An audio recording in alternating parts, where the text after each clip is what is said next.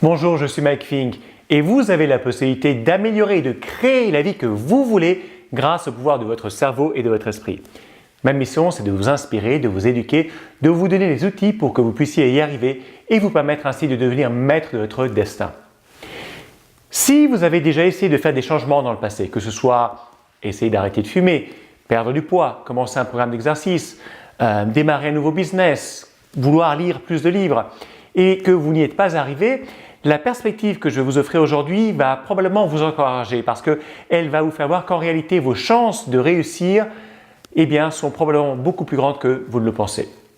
J'aimerais d'abord partager un concept avec vous au travers de ce schéma. Imaginez que vous ayez une pièce de monnaie et que cette pièce de monnaie, vous allez la lancer pour voir si ça va être pile ou face. Regardez un petit peu quelles sont les possibilités à chaque moment. À l'instant t égale 0, c'est-à-dire avant que vous lanciez la pièce de monnaie en l'air, le fait que la pièce de monnaie arrive sur face représente une chance sur deux. On est bien d'accord. Ensuite, toujours à l'instant 0, le fait de vous dire « je vais lancer la pièce 2 fois de suite », combien de chances y a-t-il qu'elle tombe 2 fois de suite sur face?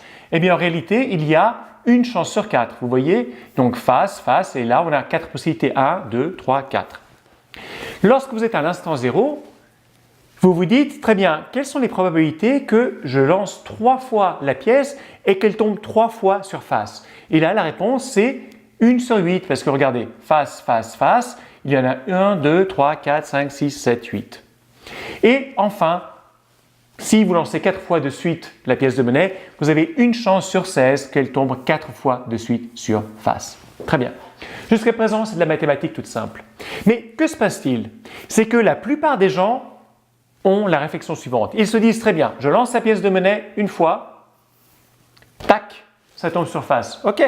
Il lance la pièce de monnaie une deuxième fois, tac, ça tombe sur face. Très bien. Il lance la pièce de monnaie une troisième fois, tac, ça tombe sur face. Et là, ils se disent, allez, intuitivement, ils ont le ressenti que c'est tombé sur face 3 fois de suite et que donc maintenant les chances que ça tombe sur pile sont beaucoup plus grandes. Alors qu'en réalité, les chances que ça tombe sur pile sont aussi grandes que ça tombe sur face. C'est-à-dire que à ce moment-ci, le futur ne se souvient pas du passé. Une fois que la pièce de monnaie a été lancée 3 fois de suite, les chances que ça tombe sur pile ou sur face sont exactement une chance sur 2. C'est vrai qu'à l'instant t0, c'est-à-dire au tout début, les chances que 4 fois de suite ça arrive sur face étaient de 1 sur 16, mais lorsque vous avez lancé déjà la pièce de monnaie 3 fois, les chances que ça tombe sur face ou sur pile sont juste une chance sur 2. D'ailleurs, laissez-moi aussi vous faire remarquer que même à l'instant 0, avant que vous lanciez les pièces, les chances que ça tombe 4 fois de suite sur face sont 1 sur 16, mais les chances que ça tombe 3 fois de suite sur face et 1 fois sur pile sont toujours aussi 1 sur 16. Pourquoi je vous ai fait faire un petit peu ce petit parcours et cette petite réflexion mathématique? Simplement pour insister sur le fait que le futur ne se souvient pas du passé. À ce moment-ci, la pièce de monnaie elle-même n'a pas de mémoire. Elle ne se dit pas « Ah, je suis tombé 3 fois sur face, donc maintenant il serait temps que je tombe sur pile. » Pas du tout. Les probabilités que ça tombe sur pile ou sur face sont exactement 50-50. Très bien. Donc maintenant, comment est-ce que ça s'applique à vous? Différemment de la pièce de monnaie, lorsque vous essayez de faire un changement dans votre vie, quel que soit le domaine, imaginons qu'à la place de pile ou face, ce soit la réussite ou l'échec. Et imaginons que vous êtes là et vous essayez de faire un changement et malheureusement, c'est un échec. Très bien. Vous essayez une deuxième fois de faire un changement et c'est un échec. Vous essayez une troisième fois de faire un changement et là, c'est un échec.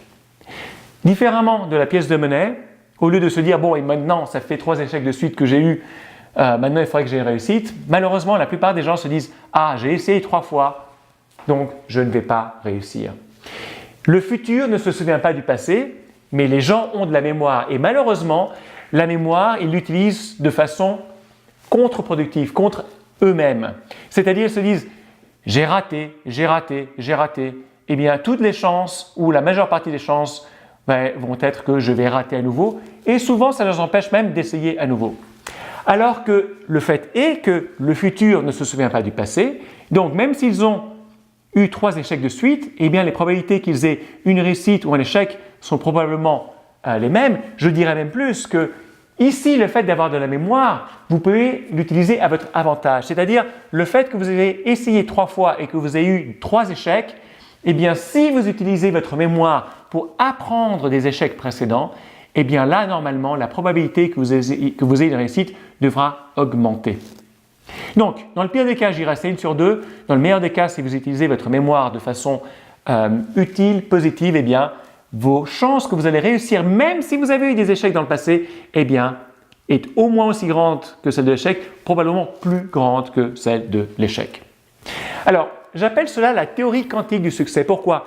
Parce que la théorie quantique dit que nous vivons toujours dans un champ de possibilités, que le futur n'est pas prédéfini, que toutes les possibilités, que tous les résultats sont également possibles et qu'en fonction de là où nous prêtons, que nous portons, en fonction de là où nous portons notre attention, eh bien nous réduisons donc le champ de possibilités à un sous-ensemble et finalement ce sous-ensemble se concrétise par rapport à là où nous avons porté notre attention.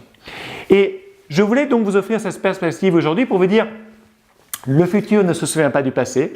La seule personne qui se souvient du passé, c'est vous. Et en vous souvenant du passé et en apprenant du passé, peu importe le nombre de fois que vous avez eu des échecs, eh bien, la réussite est toujours possible, voire encore plus possible qu'auparavant. Donc voilà, j'espère que ces concepts vous ont aidé à avoir de nouvelles perspectives, que c'est en train de stimuler une réflexion chez vous et que ça vous encourage à vous dire que quel qu'ait été votre passé, eh bien, le futur ne se souvient pas du passé. Vous vous souvenez du passé et vous pouvez utiliser ça à votre avantage pour augmenter exponentiellement vos chances de réussite. Si vous avez trouvé cette vidéo intéressante, laissez-moi vos commentaires. Peut-être que vous avez un point de vue complémentaire ou différent par rapport à ça. Aimez cette vidéo, aimez cette page, abonnez-vous à cette chaîne et cliquez sur le lien en haut, en bas en fonction de la plateforme où vous regardez cette vidéo pour aller sur mon site internet, vous inscrire à ma newsletter et obtenir des ressources supplémentaires. Donc voilà, je suis Mike Fink. Ma mission de vie, c'est de vous aider à devenir maître de votre destin. Je vous dis à très bientôt.